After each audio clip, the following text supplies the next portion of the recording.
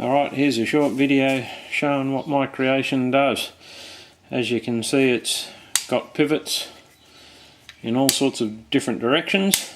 It's got a nylon seat sitting on the top here. Now I'll show you what it does and the reason I made it.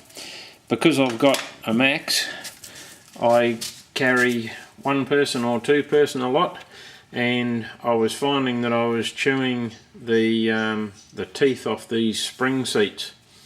Even though I've got the weight of the bike taken off the jack when I adjust them and lubricate them, it's something that I do quite regularly. So I came up with a design to solve my problem.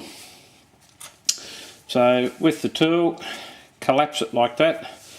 It goes in over the shock absorber and up onto the top, and once that pivots down, you'll notice that the two hooks here go onto the retaining bolt of the shock absorber.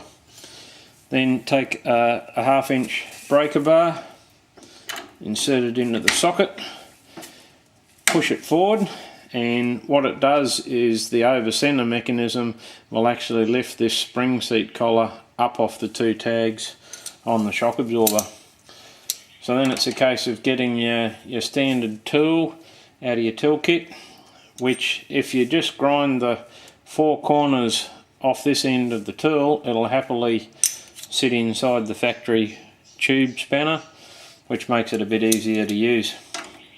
So in keeping load on the breaker bar, you can then rotate the spring seat around quite happily, because all the load's taken on the tool. So at the moment now I've got it on the softest spring setting, so there'll be a fair bit of tension in the spring to release.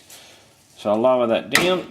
You'll notice that the spring seat comes all the way down, and then you'll find now you're on the softer setting and you haven't used any force on the teeth at all. And it's just a reverse to go back up.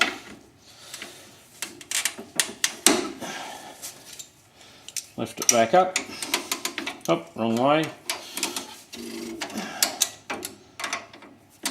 It's quite easy to do. And now it's released and I'm on the harder setting. There you go. That's how it works. It can be done with the wheel on just as easily. I've only taken the wheel off so that it's a bit easier for you to see how it works. So there you go, that's the mystery tool.